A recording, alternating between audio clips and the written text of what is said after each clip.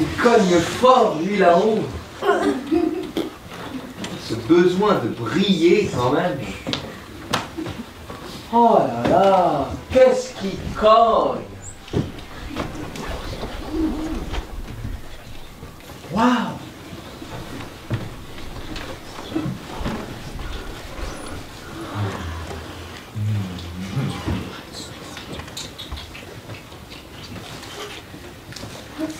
Hé, hey, doucement!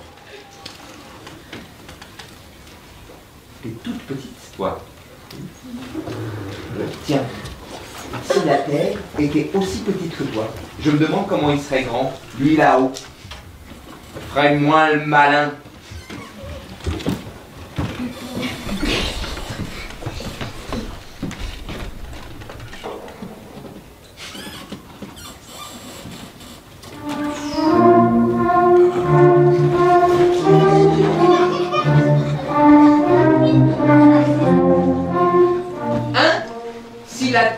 C'était pas plus que ça. J'aimerais bien voir comment que tu serais pas gros.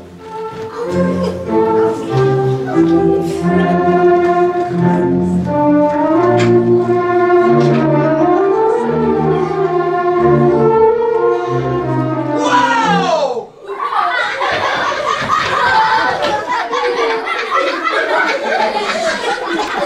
Comme ça? Il serait grand comme ça, le soleil.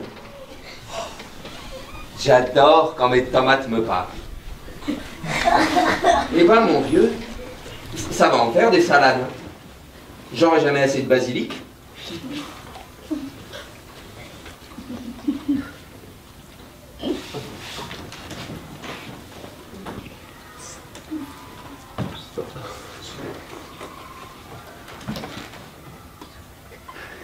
Non, arrêtez, ça me gêne.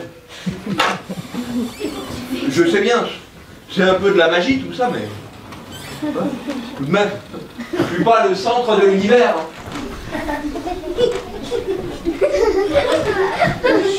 Ah non! Non, vraiment, ça me gêne. De la façon dont vous me regardez, on dirait que je suis le centre de l'univers. C'est flatteur, hein? Mais non. Si? Non. Attendez, petite vérification.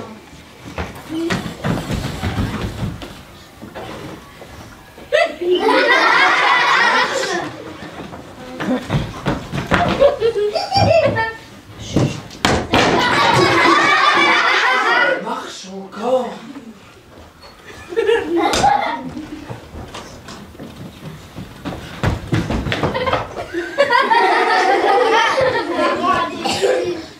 Ça marche toujours.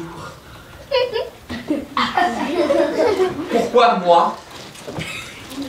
Pourquoi m'avoir choisi comme centre? De ce centre, j'observe le monde. Je vois des gens, des outils, des carottes. Je vois des choses apparaître, puis disparaître. Et après un tour, ça recommence. Mon champ de vision est un cercle dont je suis le centre. Bon, je dis pas que la lumière du soleil, de la lune et des étoiles n'est émise rien que pour moi. Mais tout de même, elle arrive au centre du cercle, non? Or, au centre de ce cercle, il y a moi.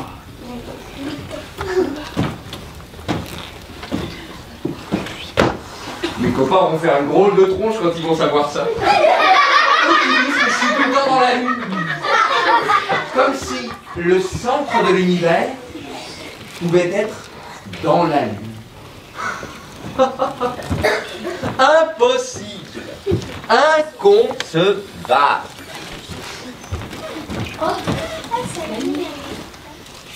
Pourquoi?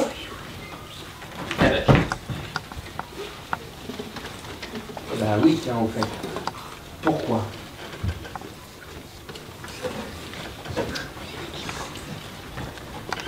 À partir de maintenant, tout ce qui va suivre doit rester entre nous. Vous avez remarqué, la nuit est tombée. On ne voit plus le soleil. C'est la lune qu'on voit. C'est parce que la Terre a tourné.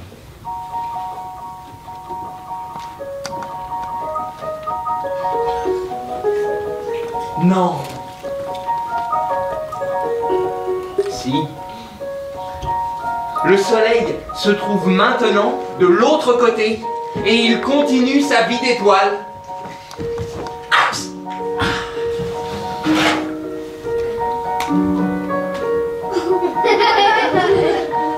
Il continue d'émettre de la lumière et de la chaleur, mais de l'autre côté. Vous me direz, nous on s'en fout, tout ce qu'on voit c'est que de ce côté-ci, il fait nuit.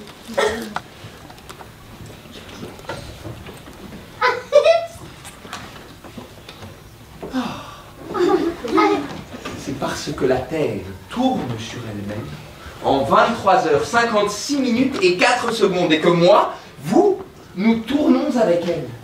Ce qui fait qu'on ne peut pas se trouver tout le temps face au soleil, sauf si on court assez vite en direction de l'ouest. Si vous courez vers l'ouest à la vitesse de 1650 km/h, vous vivrez dans un jour sans fin.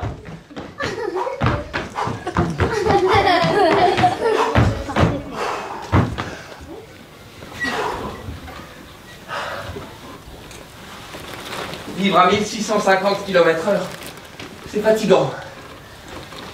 On a le temps de rien faire. Comme il ne fait jamais nuit, pas moyen de dormir. Les gens vous regardent bizarrement. Et puis, c'est dangereux. Vu que le centre de l'univers se déplace avec moi, si je me mets à courir comme un dératé en direction de l'ouest, je vais créer un déséquilibre dans le monde.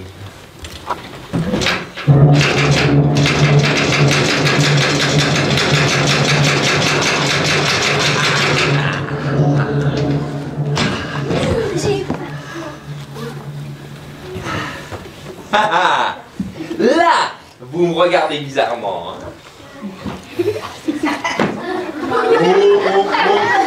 Ça va, hein? On a tous nos petites bizarreries, hein? Même vous? Non. Ah, non. si. Non. Ah, si. Moi, je vous trouve un air bizarre. Hein. Oh là. Ah oui, très bizarre.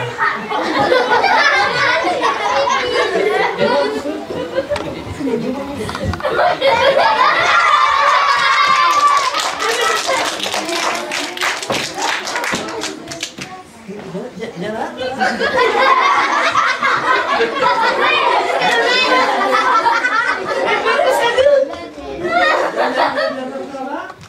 Voilà, encore un peu. Encore. Voilà. Regarde-moi.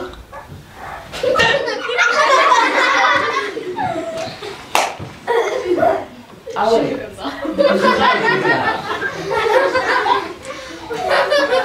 Moi, quand j'étais petit, c'est pas tellement. Mais moi, quand j'étais petit, ce que je voulais faire, c'était voler. Je te jure. Voler dans le ciel en battant les bras, en utilisant mes jambes comme gouvernail. Je rêvais de faire la course avec les hirondelles. Ah mais j'avais imaginé une vraie technique. Là, tu verras mieux.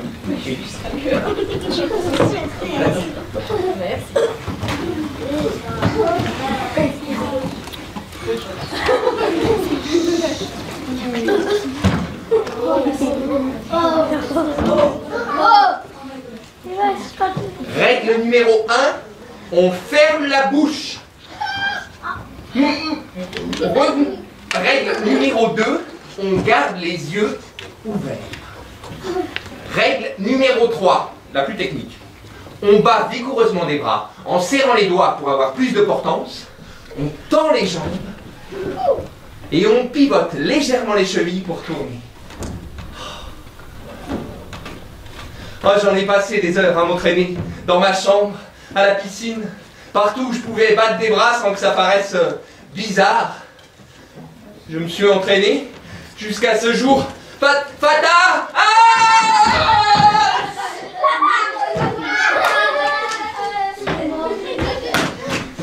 Ce jour-là, je m'en souviens.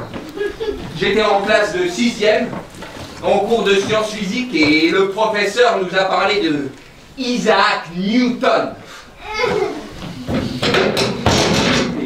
et de sa loi de la gravitation universelle.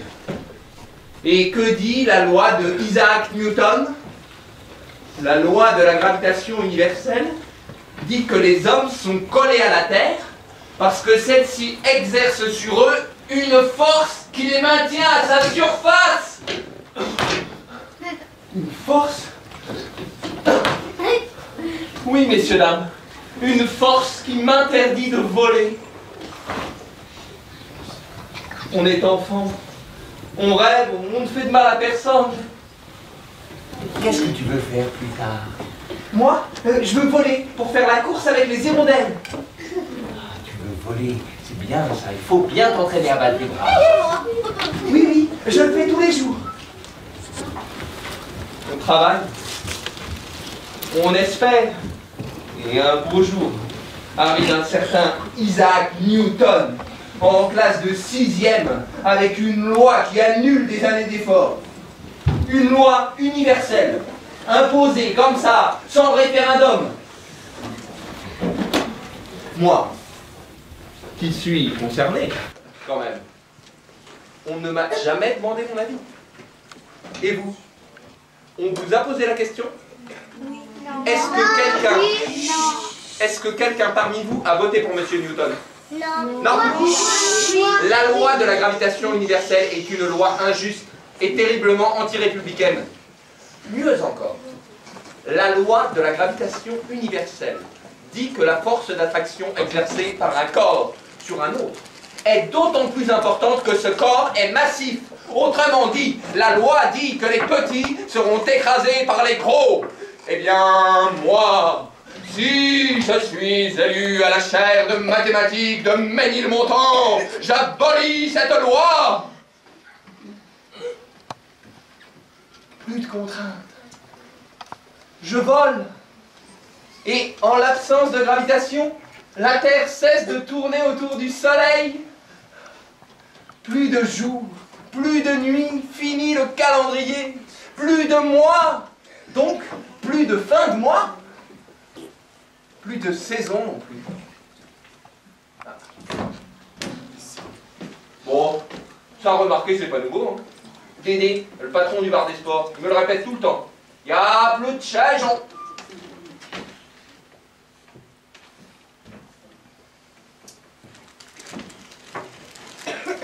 Le problème, c'est les oiseaux. Eh oui, mettez-vous à leur place.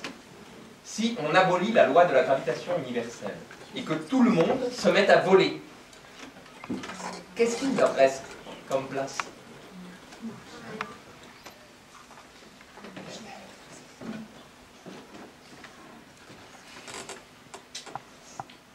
La question mérite d'être posée.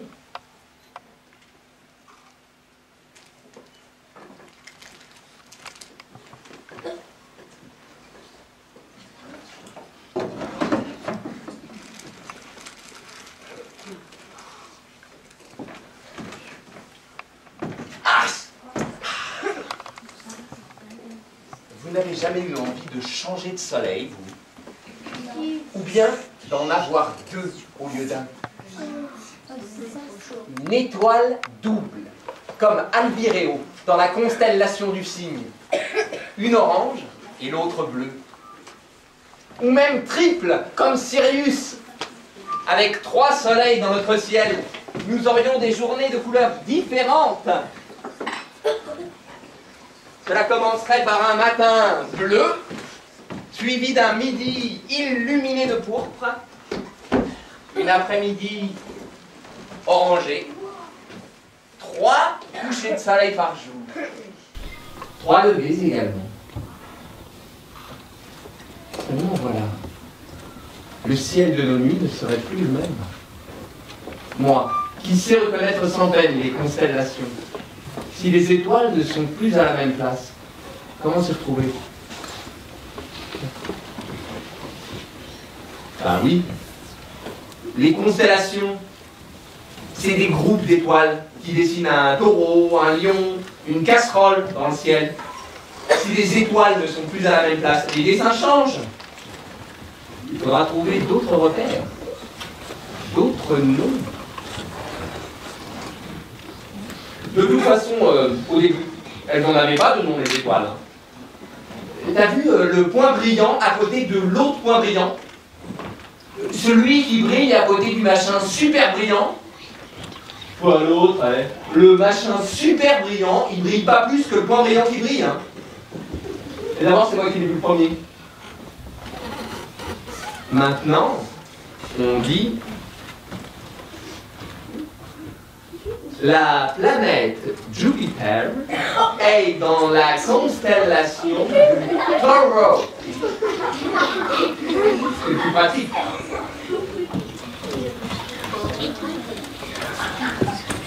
À Babylone, les gens croyaient que le destin des hommes était inscrit dans le ciel. Le jour de la naissance d'un roi, on regardait la position du soleil par rapport aux étoiles. Si le soleil était dans la constellation du lion, le roi était du signe du lion.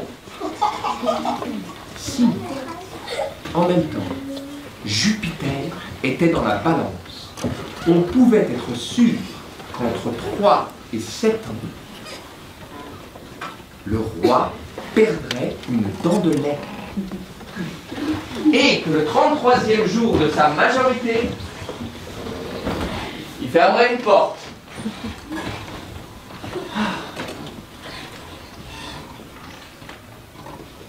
Tous ces noms qu'on leur a donnés aux étoiles, aux constellations, le Sagittaire, le Capricorne, le compas, le sextant, le télescope, le microscope, la mouche. Si, la mouche. Mais pourquoi pas l'arrosoir, le râteau, la brouette.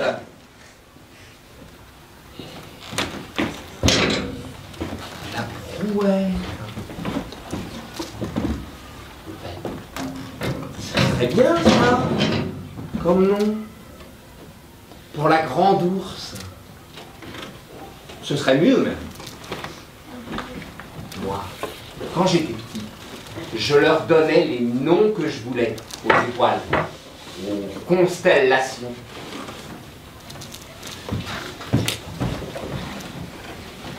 Et hop, mes constellations à moi. Là, c'est Dany Croquette, parce que j'aimais bien l'histoire. Ici, c'est ma première amoureuse, Monique, avec ses nattes. Elle est belle, hein? Et là, c'est mon lapin, Doudou.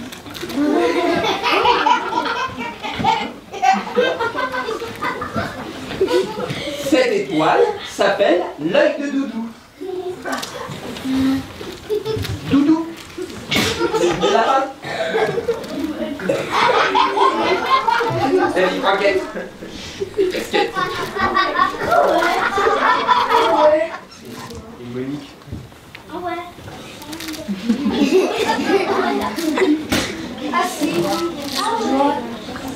Bon, bah ça c'est les miennes, hein. Chacun son doudou, chacun son ciel. Seulement voilà, si le ciel est différent pour chacun de nous, comment savoir si on parle des mêmes étoiles? C'est pour ça que depuis 1930, Il y a exactement 88 constellations, pas une de plus. Et tout le monde les appelle pareil. Enfin, avec un peu de chance. Vu que les étoiles se déplacent, d'ici 100 000 ans, il faudra tout recommencer. Et à ce moment-là, peut-être qu'on fera appel à moi. Alors, je le jure sur la roue de ma brouette, Doudou aura son étoile.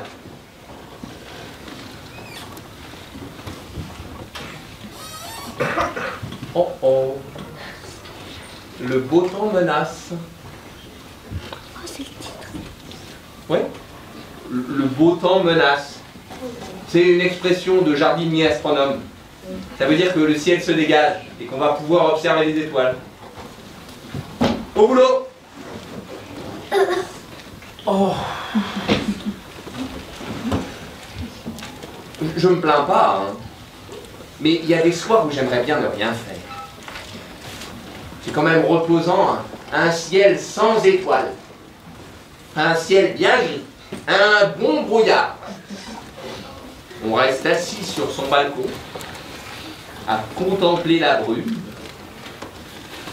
On se dit, c'est pas chaud. Mais si un léger vent se lève, qu'il chasse les nuages, qu'il chasse la pluie qui a lavé les étoiles, impossible de résister.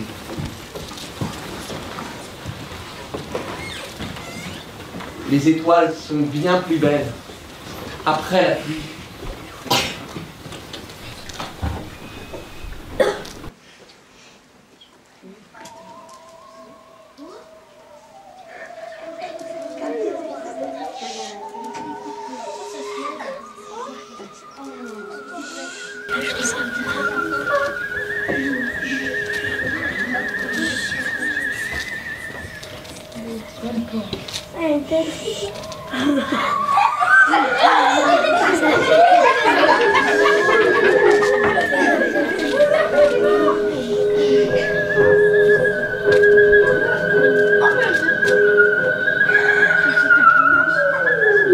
Waouh! Regardez voir ce que j'aperçois! Une nébuleuse dans la constellation d'Orion! Une nébuleuse, un immense nuage de gaz dans l'espace, à 1350 années-lumière de la Terre. Là, on le voit tout petit, parce que le télescope, ça rapproche. Mais en vérité, il est très très grand. Ce nuage, il est plein de gaz et de poussière. Dedans, il s'y passe de drôles de choses. Parfois, la poussière et les atomes de gaz se mélangent. Et ça fait une boule. Une boule qui attire à elle tout ce qui autour est plus léger. Les atomes vont s'y coller. Comme une boule de neige, elle grossit et absorbe l'espace autour d'elle.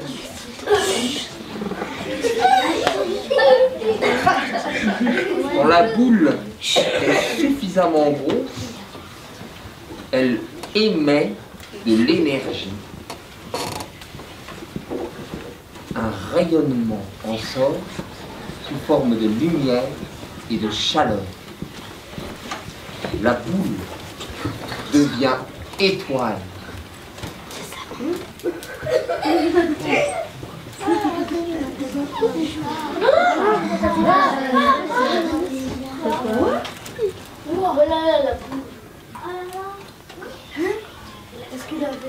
Et d'autres vont suivre jusqu'à ce qu'il ne reste plus rien dans le nuage.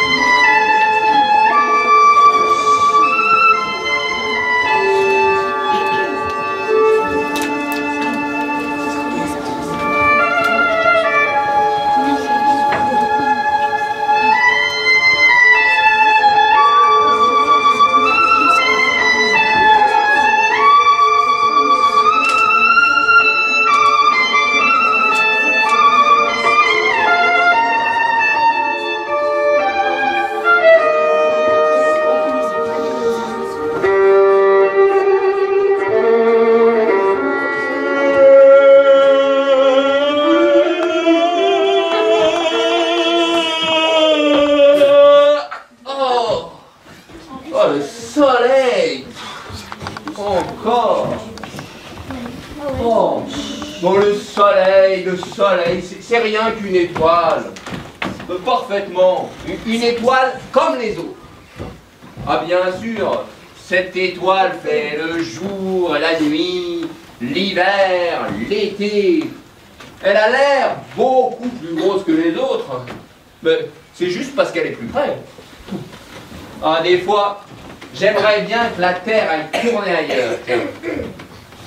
Tenez, si demain, je dis demain comme ça, hein, parce que moi justement j'ai rien à faire demain, mais si ça vous arrange, on peut prendre une autre date.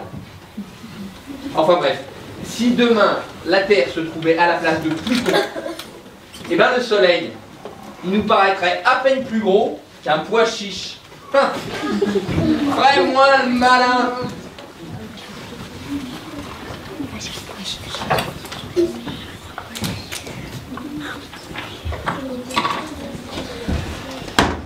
Bon, il ferait plus froid, hein. Beaucoup plus froid. Et l'année durerait plus de 90 000 jours. Ça fait pas mes aides d'anniversaire, ça. On n'est jamais content. Hein. Et puis, d'un point de vue écologique, le Soleil, c'est rien qu'une centrale nucléaire. L'énergie solaire est nucléaire. Le nucléaire, ça fait 5 milliards d'années qu'on l'utilise. Hein. Le Soleil, c'est une immense bouilloire où, en chauffant de l'hydrogène, on obtient de l'hélium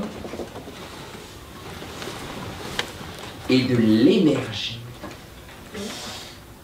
C'est la fusion nucléaire. Comme dans nos centrales, sauf que celle-là, là-haut, elle est stable. Elle a fait ses preuves. Vous en connaissez beaucoup, vous, des réacteurs de cet âge? Hein? Oui. Oui, bon bah, ça va, hein. Et puis, question énergie. Il assure, hein, le PCR. L'équivalent de 100 milliards de bombes à hydrogène de 1 mégatonne par seconde. Balèze, hein? Ouais, balèze. Enfin, balèze, pas plus que ça, hein, parce que toutes les étoiles font pareil. Et si? C'est pour ça qu'elles brillent.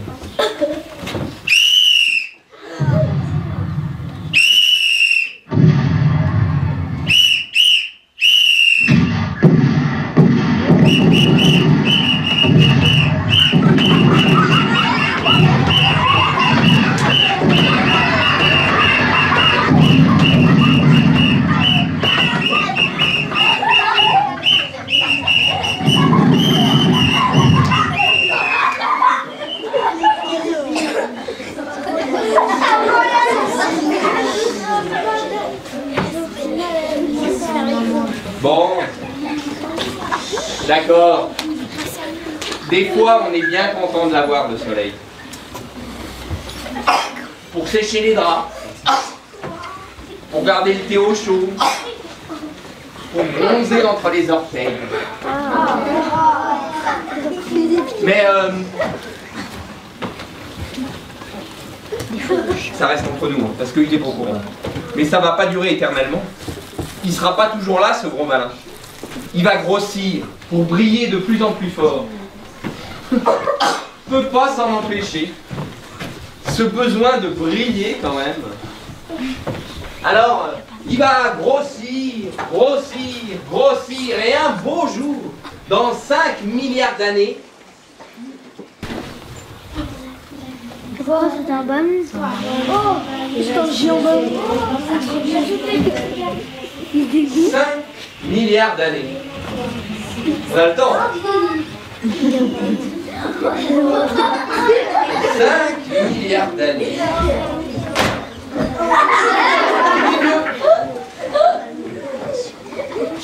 6 milliards. 6 milliards 8 milliards. 10 milliards. 13 milliards d'années de quoi?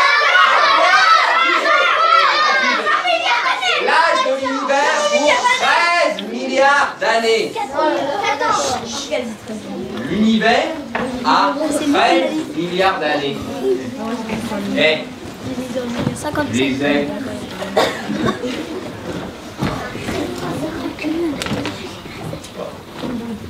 Qu'est-ce que j'en ai fait?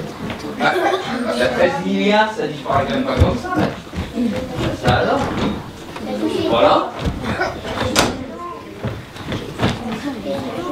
Et le centre de l'univers. Oh, ils ont la vie.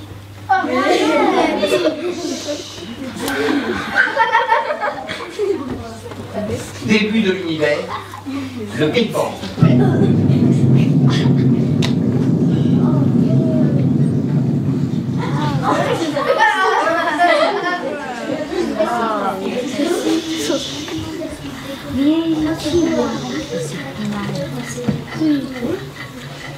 Apparition du système solaire, il y a 4,5 milliards d'années.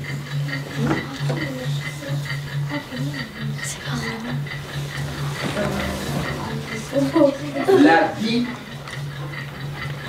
apparaît sur Terre. 600 millions d'années.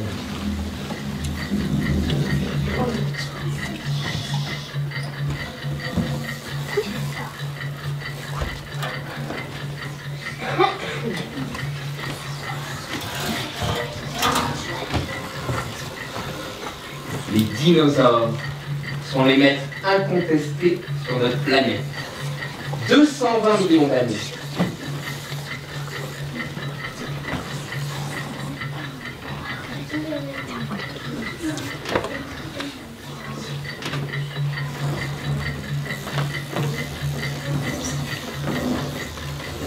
Et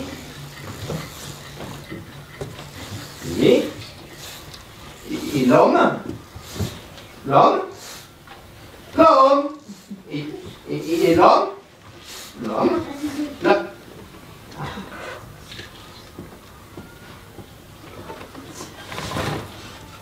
l'homme.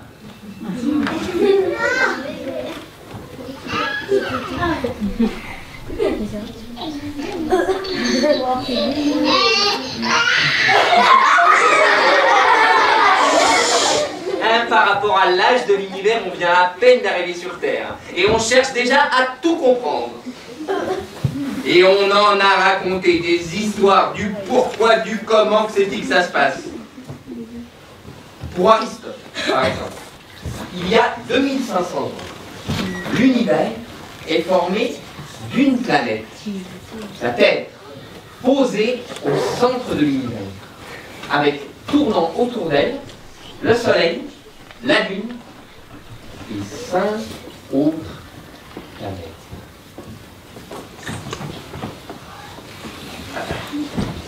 Tous ces corps actionnés par un principe très simple.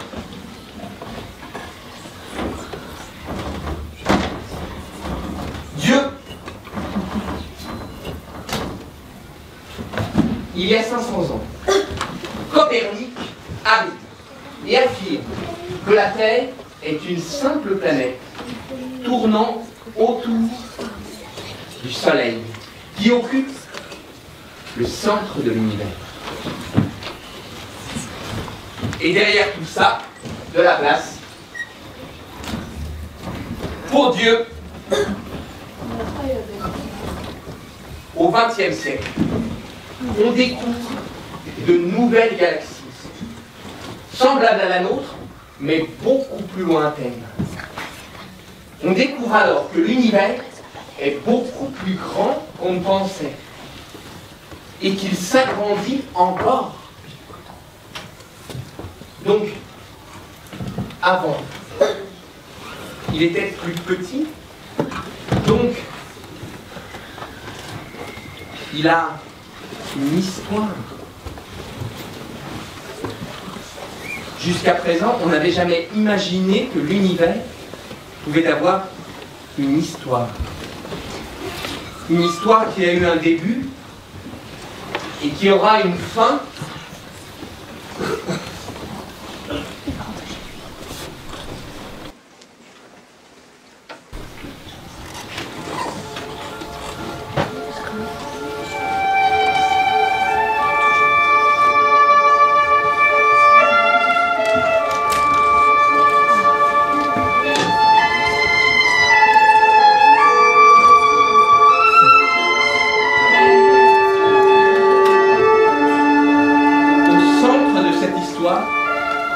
Il y a l'homme. Moi, parce que qui c'est qui se pose toutes ces questions, hein? C'est pas le soleil, c'est pas les planètes, c'est pas les étoiles, c'est pas les tomates, ni les carottes, ni le basilic, ni les brouettes. Quoique, les brouettes, c'est moi, c'est vous. Et nous sommes faits de milliards d'atomes qui ont pris naissance dans les étoiles. Ces atomes, en se rassemblant, ont formé des planètes.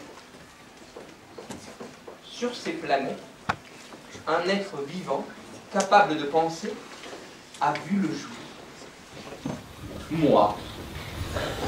Moi. Moi. Moi. Moi, moi, moi, moi, moi, moi, moi, moi, moi, moi, moi, moi, moi, moi.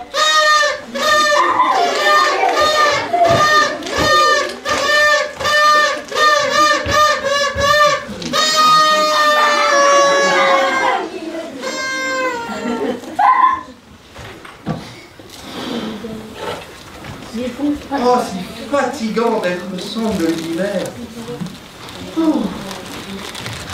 On va essayer un peu pour voir. Si. Ouais. Je suis sûr que vous avez déjà essayé. Non. Par exemple, vous avez déjà été amoureux? Oui. Eh bien, quand on est amoureux, à chaque fois que l'autre vous regarde, vous avez l'impression, le sentiment d'être le centre de l'univers. Non. C'est ça le secret. C'est pas une loi. Non, monsieur Newton, ça suffit pas, la loi. Le vrai secret, c'est le sentiment.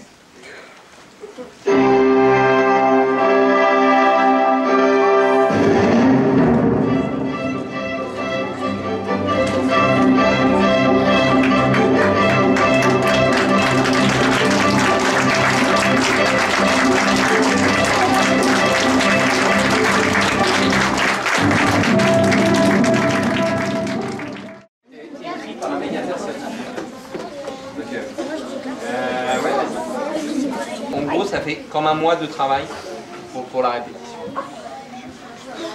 Dernière question. Moi, oui, s'il vous plaît, monsieur. Oui, vas-y.